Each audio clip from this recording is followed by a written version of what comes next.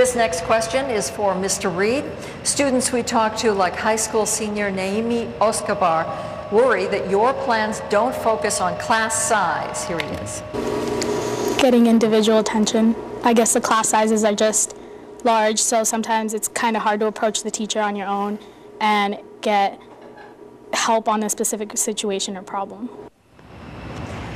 How would you handle class sizes that have swelled to 45 to 50 students in high schools? I think that we need to give more authority to local communities to determine how the money they spend is used at their school.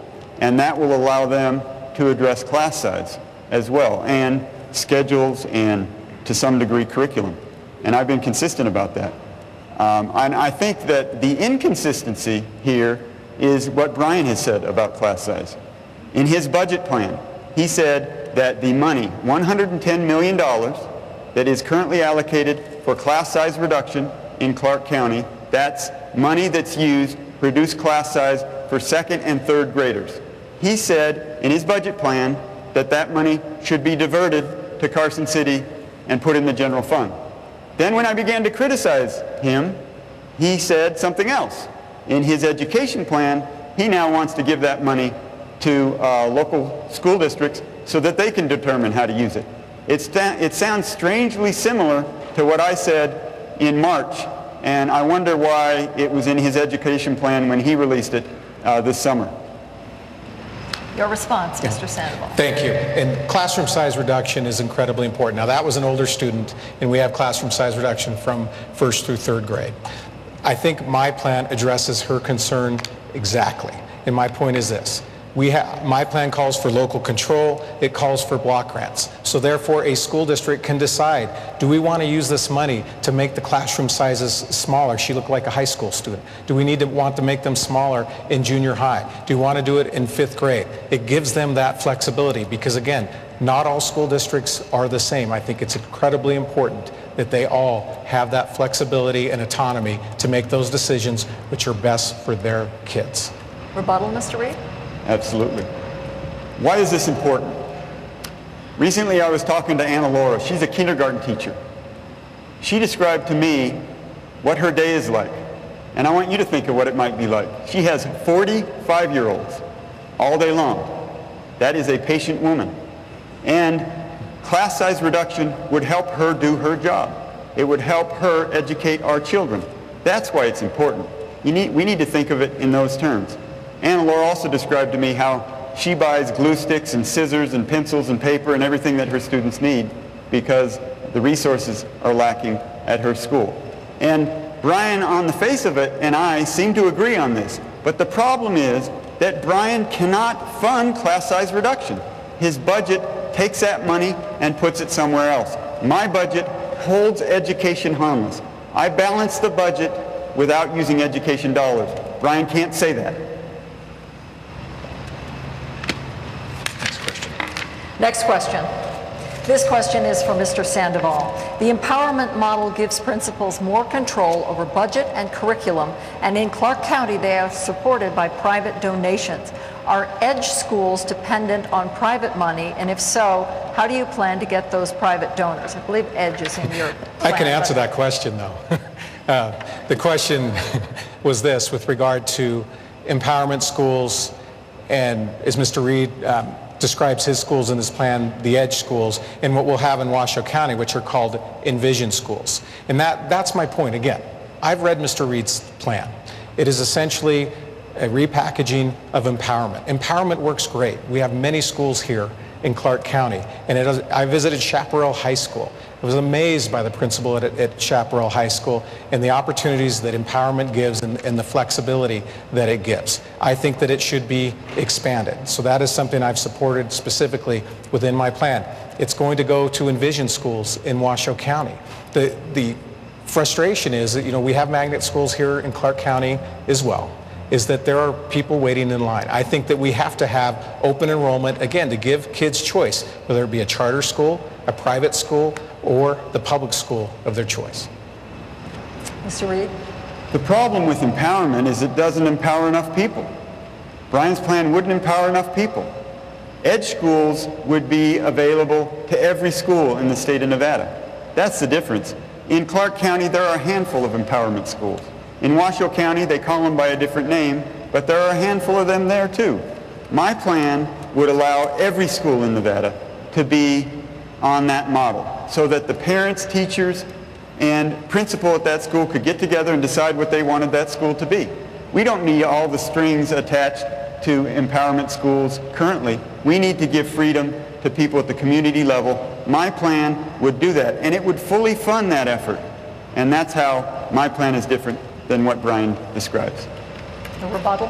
And again, the law already allows in the state of Nevada for empowerment schools, and it should be expanded. And again, in Washoe County, they have the Envision schools, and the smaller counties already, I think, already are empowerment schools. When you're attending a school in Lincoln County or Nye County, it's a very small school district, and they have the ability to make those decisions because their administration is so small. So I think that, again, the issue with the Edge school is it doesn't really change anything. We need to expand. We need to break the status quo. We can't wait another 5 years for students to receive the benefits that they deserve. So again, under my plan, it would call for immediate change to help each and every child in the state of Nevada. Thank you, gentlemen. This next question is for Mr. Reid. Mr. Reid, students are worried that the school choice and the voucher programs will leave a disproportionately amount of low-income students at some school. Watch this question. How does this work with the division between these two schools, and aren't the worst ones just getting worse while the better schools get better, and how does that affect your plan? Inequities. So the inequities of it, how do you plan on addressing that issue? Well, I think what you do is you give opportunity to every school to be what they want to be, and then you provide assistance to those schools. My plan would find over $220 million in administrative cuts that we would reinvest into the classroom. And part of that reinvestment includes providing teachers an incentive to go teach in schools that are having a little more trouble. And I provide other programs, 21st century technology, that would be available to schools that are having a little bit more difficulty. And that's why I believe that my plan truly gives opportunity to every school in Nevada. Every school under the EDGE plan would have the opportunity to empower itself. And there is also funding for that plan in my budget.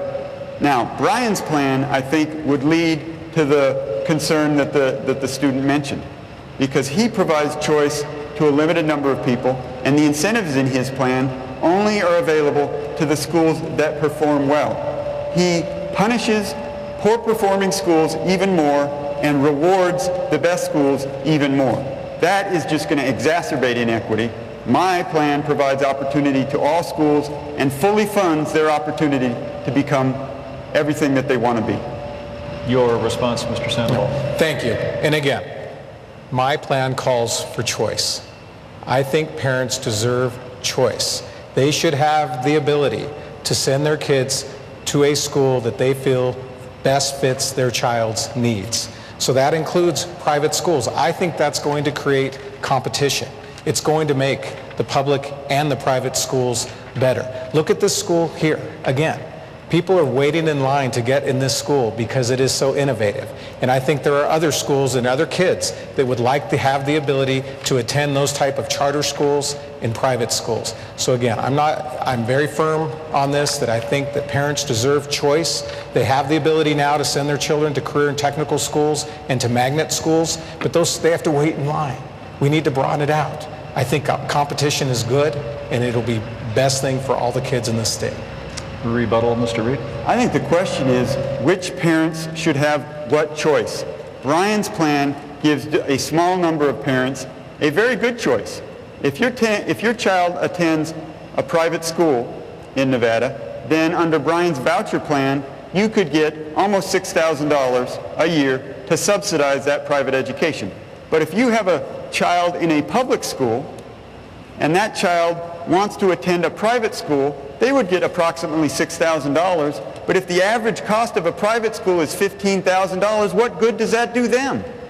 No good at all. Brian gives choice to a limited number of people. My plan gives choice to to all students. That is the difference, and that's why my plan's better. Please hold your applause. We want to move on to higher education, and this question is for Mr. Reid.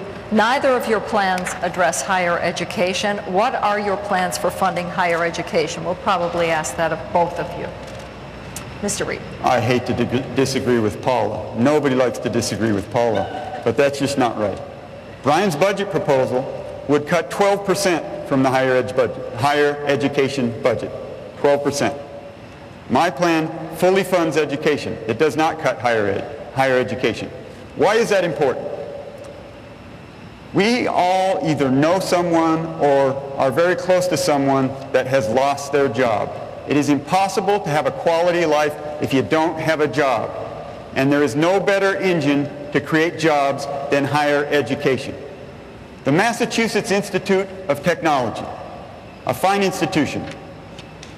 Ideas that have been dreamed up at MIT are responsible for creating 6,000 companies that have employed 1.1 million people and have been responsible for $232 billion in sales.